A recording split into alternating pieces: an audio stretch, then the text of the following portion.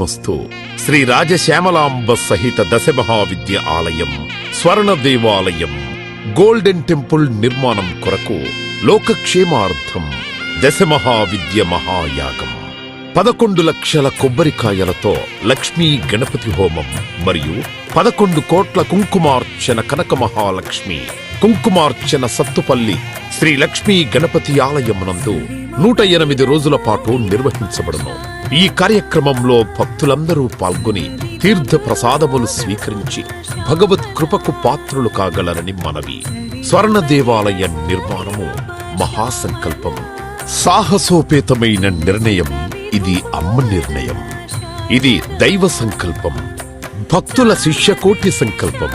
ఈ మహాసంకల్పం నెరవేరడానికి 999 యజ్ఞములను పూర్తి చేసుకుని సహస్ర యాగములు అడుగు పెడుతోన్న వేళ ఈ మహోత్సవమైన కార్యక్రమానికి స్వర్ణాలయ నిర్మాణానికి శ్రీకారం చుట్టిందే శ్రీదేవి శ్రీ విద్యాపీఠం.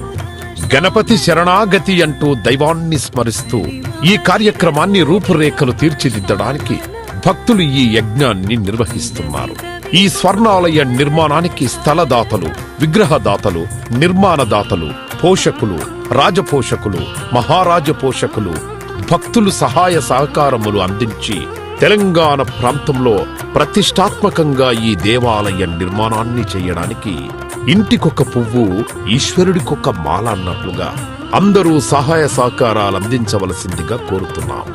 ఈ ఆలయ నిర్మాణం వల్ల దశమహావిద్య ఆలయములు, స్వర్ణాలయము మన తెలుగు ప్రాంతంలో యావత్ ప్రపంచంలో మొట్టమొదటి ఆలయముగా చరిత్రలో సువర్ణాక్షరాలతో లిఖించబడే సువర్ణ అవకాశమిది.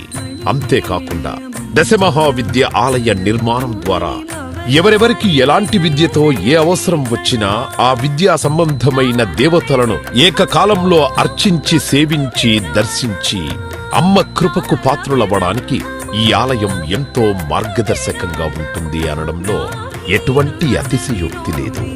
అలాగే ఎలాంటి ఆర్థిక సమస్యలైనా, ఎటువంటి సమస్యలైనా పరిష్కారమవుతాయి అమ్మ కృప వల్ల.